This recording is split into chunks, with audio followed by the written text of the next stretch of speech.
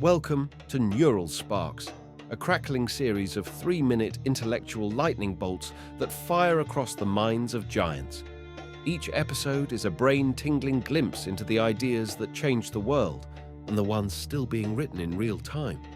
From the paradoxes of Wittgenstein to the neural nets of Geoffrey Hinton, from the integrative visions of Ken Wilber to the computational cosmos of Stephen Wolfram, this series doesn't just inform, it ignites. We leap boldly and briskly through the worlds of physics, computer science, philosophy, mathematics, technology, ethics, and the art of creative thinking, with each spark calibrated for clarity, wonder, and just the right touch of wit. Structured across 10 distinct books, each with 10 episodes, Neural Sparks is your mental espresso shot, sharp, stimulating, and unexpectedly addictive. Think of it as a philosophical power nap, a lab meeting with the universe, or an intellectual tapas bar where every bite packs a punch. Whether you're here to muse, marvel, or just make your neurons dance, these are the sparks that light the circuits of tomorrow. Charge your mind, 3 minutes at a time. Neural Sparks, where brilliant thoughts catch fire. In the autumn of 1946, an aging Ludwig Wittgenstein wandered the quiet paths of Trinity College, Cambridge, gripping a notebook worn from years of scribbles and revisions. The war had ended, but a storm still lingered within him. No longer the fiery wunderkind who had upended logic with his Tractatus Logico-Philosophicus, he now questioned everything he had once declared certain. "The limits of my language mean the limits of my world," he had once written. But now the world seemed to spill far beyond anything language could grasp. It was not logic that haunted him now, but life, its messy, tragic, and ineffable details. In the dim light of his quarters, he would read Tolstoy's Gospel in Brief, or listen to the tick of the clock and think about silence. Not just the silence at the end of a sentence, but the kind that hangs over grief, over love unspoken, over death itself. One day, a student asked him, "Professor, why did you abandon your earlier philosophy?" He paused, setting his tea down with careful deliberation. "Because it was like trying to cage a bird in a blueprint," he said. "I thought truth lived in logic, in clean, perfect statements. But I realized life isn't logical. It's lived." This shift became the foundation of his later work, Philosophical Investigations, where he challenged his own earlier ideas. He rejected the idea that words have fixed meanings, instead claiming that meaning comes from use, from how we live and speak in specific language games. Words like pain, belief, or freedom couldn't be pinned down like insects on a board. They breathed, changed, took shape in action, not abstraction. For Wittgenstein, philosophy wasn't about constructing elaborate theories. It was a kind of therapy, a way of clarifying the knots in our thinking, of helping us see more clearly. "Don't think, but look," he would say.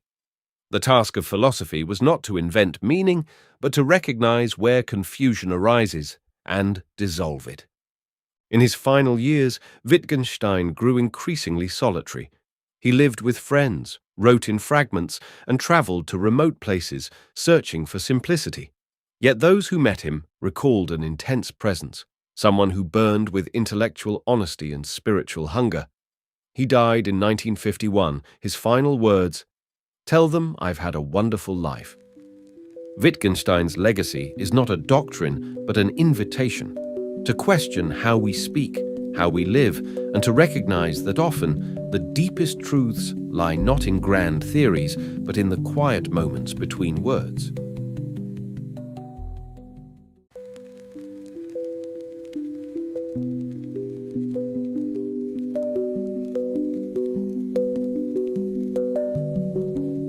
In the chill of a foggy Cambridge morning, a young Bertrand Russell sat in his rooms at Trinity College, leafing through the brittle pages of Principia Mathematica, a monumental work he was co-authoring. He was not merely attempting to codify mathematics into logic, he was attempting to bring certainty to a world riddled with chaos. It was 1910, and the shadows of war and irrationality loomed, but Russell's obsession was clear. If the foundations of knowledge could be made precise, then perhaps civilization itself could stand on firmer ground. Russell's insight was revolutionary. At the heart of his philosophy lay the belief that clarity and rigor could cut through the fog of human error. He famously wrote, "Whatever knowledge is attainable must be attained by scientific methods, and what science cannot discover, mankind cannot know." But as the 20th century unfolded, Russell's journey evolved from the sterile purity of logic into the messy realm of human affairs. By the time World War I broke out, Russell had shifted. Logic alone, he realized, could not solve the moral calamities of the world. He became a pacifist, denouncing the war with clarity and courage, even at the cost of imprisonment. His belief in reason remained, but now it was tethered to a fierce moral conscience. In prison, deprived of books and lectures, he wrote on scraps of paper, fusing the analytical mind with the ethical heart. Years later, Russell's public stance against nuclear weapons and totalitarianism embodied his deeper philosophical conviction that philosophy must not retreat into abstraction, but must stand in the face of danger and injustice. In his later life, his writings became less technical and more accessible. Works like The Problems of Philosophy and Why I Am Not a Christian stripped away complexity to expose the urgent questions at the root of belief, truth, and human purpose. Perhaps his greatest insight, subtle, even tragic, was the recognition that no amount of knowledge could fully safeguard humanity from itself.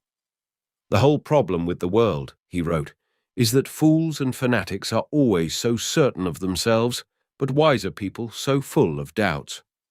Russell never lost faith in logic, but he came to see that the true philosopher must balance the pursuit of truth with the burden of compassion. His life became a map, beginning with crystalline abstractions, detouring through moral courage, and ending in a tireless call for reason, humility, and peace.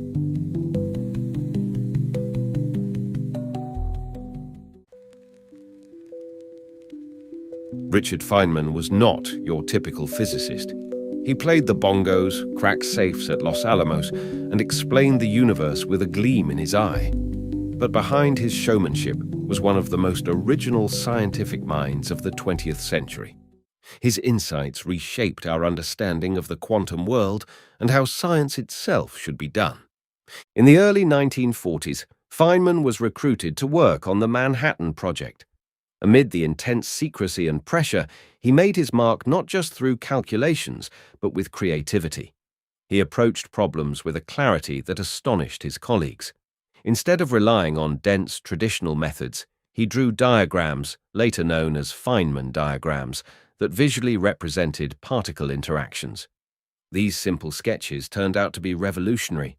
They allowed physicists to predict complex quantum behaviors with unprecedented ease, helping to tame the chaos of quantum electrodynamics.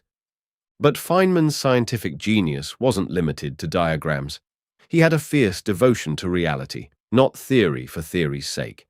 He often said, "The first principle is that you must not fool yourself, and you are the easiest person to fool."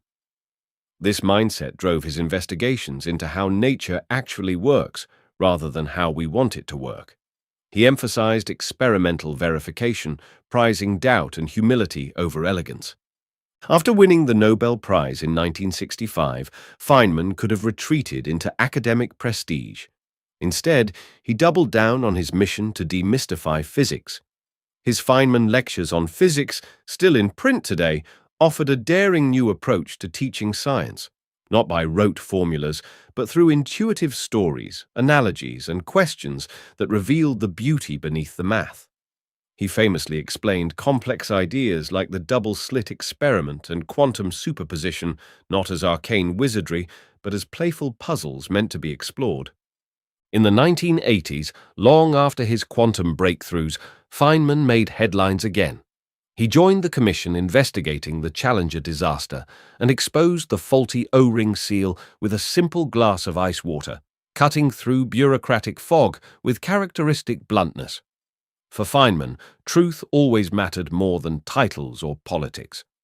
At the core of Feynman's legacy is a philosophy, Curiosity must be relentless, explanations must be clear, and mystery is not a failure, it's the invitation. His life was a masterclass in how science isn't just equations or theories, it's a way of looking at the world, of asking questions that never end. Richard Feynman didn't just study nature, he danced with it.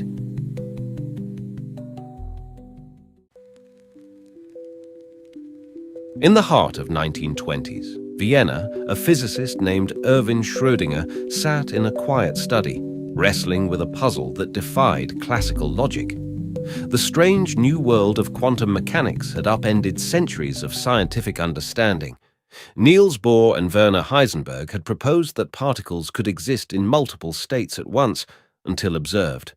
But this interpretation struck Schrödinger as both brilliant and absurd. He decided to test its implications, not in a lab, but with thought. Schrödinger was a romantic as much as a scientist. He vacationed in alpine huts with notepads full of equations and poetry. His mind was steeped in wave theory, especially the idea that particles might not be solid objects at all, but ripples in a quantum field. In 1926, he penned a revolutionary equation, now known simply as the Schrödinger equation. This mathematical masterpiece described how the quantum state of a system evolves over time. Suddenly, electrons were not marbles orbiting a nucleus, but ghostly waveforms dancing through probability. His wave equation gave precise predictions, yet its implications disturbed him. To challenge the Copenhagen interpretation, he imagined a cat sealed in a box with a vial of poison triggered by a quantum event. Until observed, the cat would be both alive and dead, a superposition of states. It was a paradox meant to highlight the absurdity of applying quantum rules to the macroscopic world. Schrödinger didn't mean to endorse the image, rather, he was appalled by it. Yet the thought experiment took on a life of its own. Schrödinger's cat became a symbol of quantum strangeness. Though he leaned toward a deterministic universe shaped by wave mechanics, his equation had unleashed a new way of thinking. It merged physics with philosophy, demanding that reality be defined not merely by what is, but by what can be known. This insight became foundational in quantum theory, from chemistry to computing. Schrödinger's work didn't stop with physics. He later turned to biology, penning What is Life?, a short book that inspired James Watson and Francis Crick in their quest to unravel DNA. He believed that life, too, might be governed by the strange laws of quantum coherence and order from disorder. Through intuition, mathematics, and defiance of orthodoxy, Erwin Schrödinger revealed that the universe at its core is not mechanical, but poetic, governed by probabilities, not certainties. His insights continue to ripple through science, showing that reality is more than what we observe. It is a superposition of what we dare to imagine.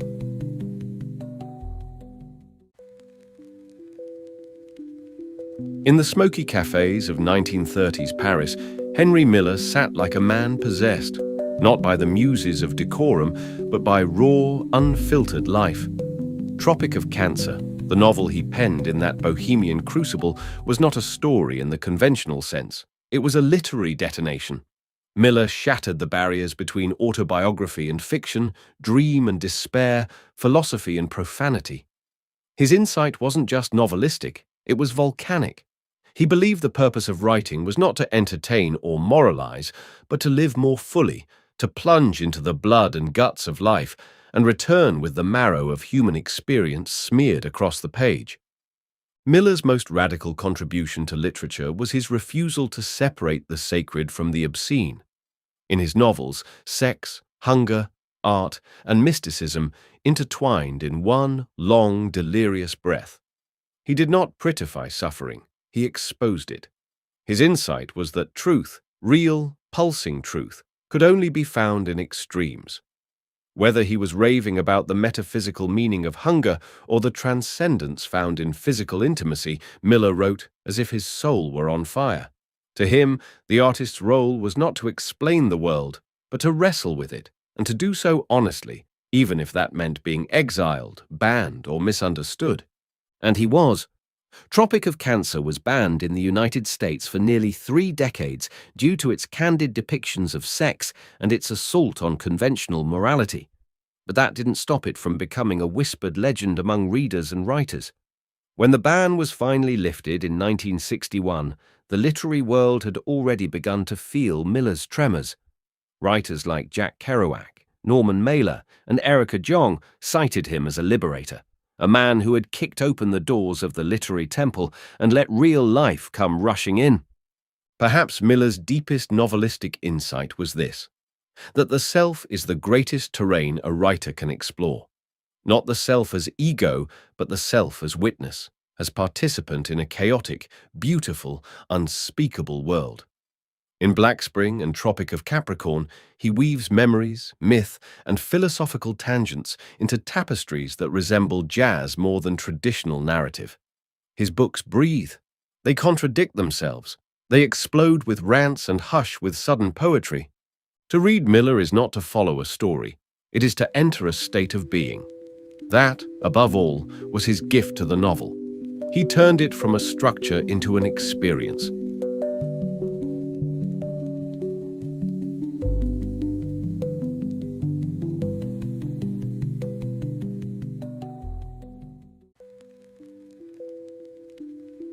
Ken Wilber's integral theory emerged from a lifelong obsession with one question: how can we make sense of everything, all at once? Born in 1949, Wilber began as a biochemist, but quickly felt the limits of reductionist science.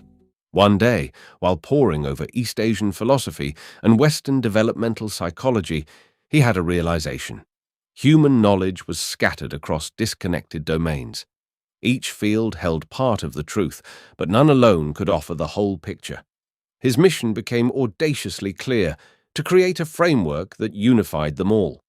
Wilber's integral theory grew from that mission. At its core are the 4 quadrants, a map that charts every human experience through 4 lenses: the subjective, I; the intersubjective, we; the objective, it; and the interobjective, its. For instance, depression isn't just a chemical imbalance, it, nor merely a story we tell ourselves, I, nor solely shaped by cultural context, we, or social systems, its. It's all of these, simultaneously. Wilber saw this quadrantal map as a compass to navigate human reality with compassion and precision. But he didn't stop there. His AQAL model, all quadrants, all levels, all lines, all states, all types, added nuance. He included developmental psychology, altered states of consciousness, personality typologies, even spiritual traditions. This wasn't syncretism for its own sake. Wilber insisted that truth must be honored on its own terms. Science is valid in one domain, introspection in another, and both can be integrated without distortion. Critics called his theory grandiose, even messianic. But Wilber leaned into the challenge. His Integral Institute, founded in the early 2000s, brought together experts in ecology, politics, medicine, business, and spirituality to test the theory's power. They held cross-disciplinary summits, asked hard questions. Could this really unify knowledge? Could it shape policy, heal trauma, redesign education?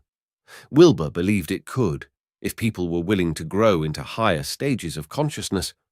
One of the theory's boldest claims is that consciousness evolves. Just as organisms evolve biologically, humans evolve in how they see, from egocentric to ethnocentric to world-centric and beyond. Integral theory, in this light, isn't just descriptive, it's prescriptive. It invites us to see more, include more, and love more. Wilber, reclusive in later years due to illness, continued writing prolifically.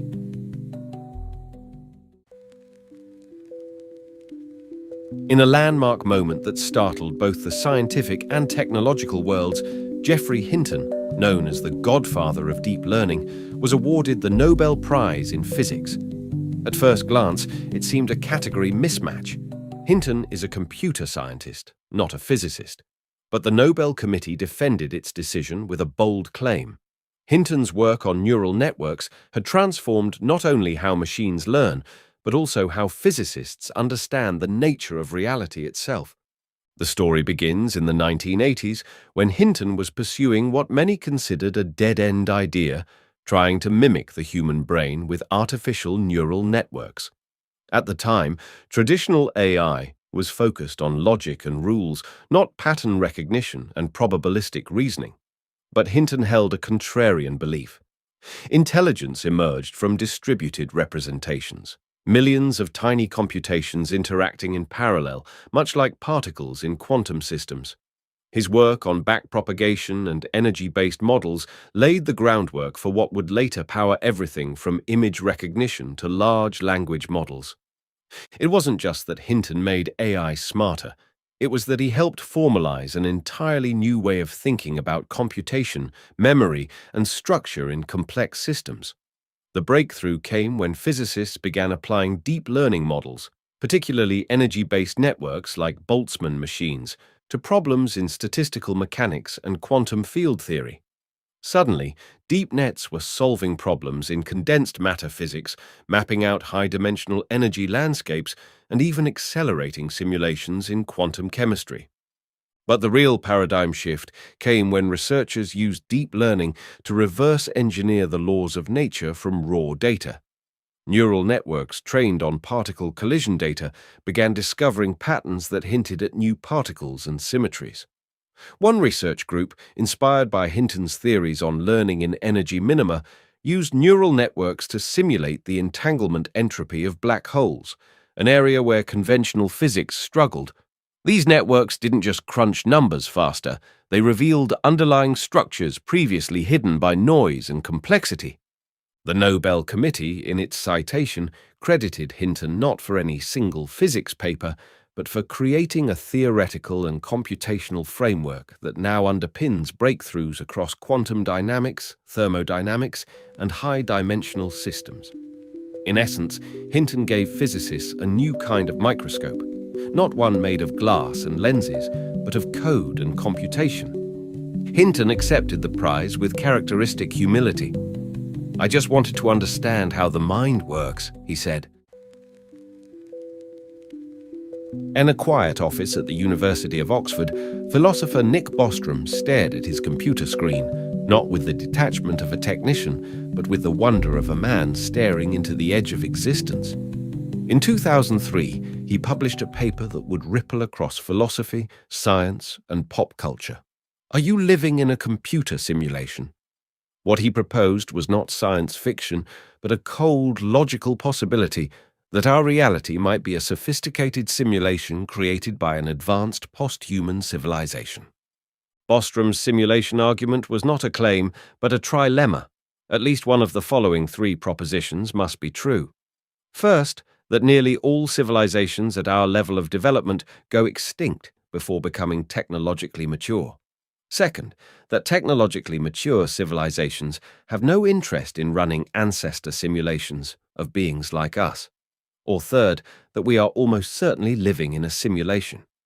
The eerie power of the argument is that if the first two are false, if civilizations can survive, and if they would want to simulate their ancestors, then the number of simulated minds would vastly outnumber biological ones. Statistically, it becomes more probable we are among the simulated. The core of Bostrom's theory isn't just metaphysical curiosity, it's a profound reframing of our place in the universe. Unlike Descartes, who wondered whether a demon was deceiving him, or Plato, who imagined shadows on a cave wall, Bostrom's question was rooted in contemporary computing. He saw the exponential rise of simulation technology, video games, AI, and virtual worlds, and projected it into the future. If we can already simulate simple consciousness with neural networks, what will a civilization with 1 billion times more computing power be able to do? His theory captivated minds across disciplines. Elon Musk referenced it in interviews, saying the odds we're in base reality are 1 in billions. Physicists began exploring whether cosmic background radiation might contain compression artifacts. The Matrix stopped being just a movie, it became a modern philosophical thought experiment. But Bostrom's own attitude remained one of cautious speculation. He warned against jumping to conclusions. The simulation argument doesn't prove we're in a simulation, it merely suggests it's a statistically serious possibility. The implications, though, are enormous. If true, it reshapes morality, mortality, and meaning. Are the simulators watching us? Can we communicate with them? Do they intervene? In the end, Bostrom's contribution was not an answer, but a lens.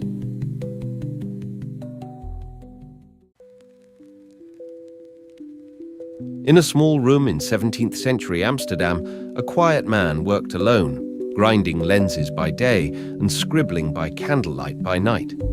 His name was Baruch Spinoza, and though his contemporaries branded him a heretic, history would come to regard him as one of the most daring and profound philosophers to ever live. Spinoza, born into a Portuguese Jewish community, was excommunicated at the age of 23 for ideas too radical for the religious orthodoxy of his time. He believed not in a personal God who intervened in human affairs, but in a single, infinite substance he called Deus sive natura, God, or nature, an eternal, self-caused, and all-encompassing reality. Spinoza's vision shattered the medieval worldview. In his magnum opus Ethics, he proposed a universe governed not by divine whim, but by immutable laws of logic and reason. God was not a ruler beyond the stars, but the very fabric of existence itself. Everything that exists, stars, trees, minds, and emotions, was a mode of this one infinite substance.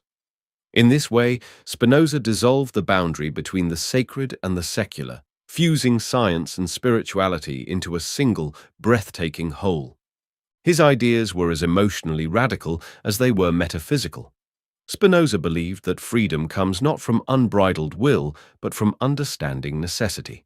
If we recognize that our desires, fears, and hopes arise from the same rational order that governs the stars, we stop blaming ourselves or others. We learn to accept reality, not with resignation, but with a kind of joyful clarity he called amor intellectualis Dei, the intellectual love of God. To Spinoza, true happiness was not found in wealth, fame, or even romantic love, but in aligning oneself with the rational order of the universe. The more we understand, the more we love, not in the clinging, possessive sense, but in the expansive recognition of our interconnectedness with all things.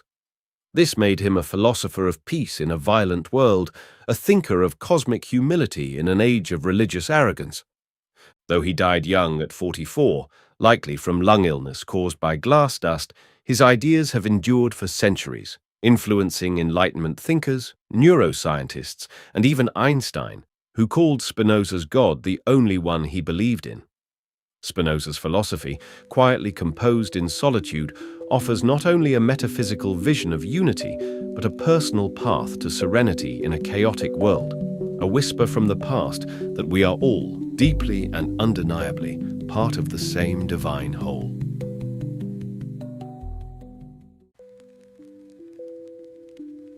Stephen Wolfram's story is one of brilliant precocity, radical ambition, and a lifelong quest to uncover the computational fabric of reality. Born in London in 1959 to a literary mother and a philosophy professor father, Wolfram displayed exceptional intellectual abilities from an early age. By the age of 15, he was already publishing papers in particle physics, and at 20, he earned a PhD from Caltech, making him one of the youngest recipients of the degree. Yet even then, Wolfram felt that traditional academic methods were too narrow to address the deeper questions he was drawn to, questions not just about physics, but about the very structure of knowledge and the nature of the universe itself. At 21, he won a MacArthur Genius Grant, but soon after, he left academia to pursue a more ambitious vision, creating tools that would expand what individuals could think and do. That vision culminated in Mathematica, a groundbreaking computational software launched in 1988. Far more than a symbolic calculator, Mathematica provided a unified language for computation, combining math, programming, and symbolic logic in one fluid system. It would become the backbone for research across physics, biology, finance, and engineering. But Wolfram wasn't content with building tools. He wanted to rewrite science itself. In 2002, he published A New Kind of Science, a 1,200-page opus developed over more than a decade of solitary work. The central thesis, simple computer programs, called cellular automata, can generate the complex patterns seen in nature. He argued that computation, not equations, is the true engine of the universe. The book polarized scientists. Some dismissed it as grandstanding, while others hailed it as revolutionary. Undeterred, Wolfram pushed forward. His belief in the computational nature of everything led to Wolfram Alpha, a computational knowledge engine that could answer factual questions using built-in algorithms and curated data. Launched in 2009, it helped power parts of Siri and demonstrated how computation could interface with language and knowledge. In the 2000s and 20s, Wolfram returned to foundational physics with the Wolfram Physics Project, attempting to derive space, time, and quantum phenomena from hypergraphs and simple updating rules. The goal, a theory of everything, built not from particles or strings, but from computation itself. Stephen Wolfram's life is a unique fusion of scientist, philosopher, engineer, and systems architect.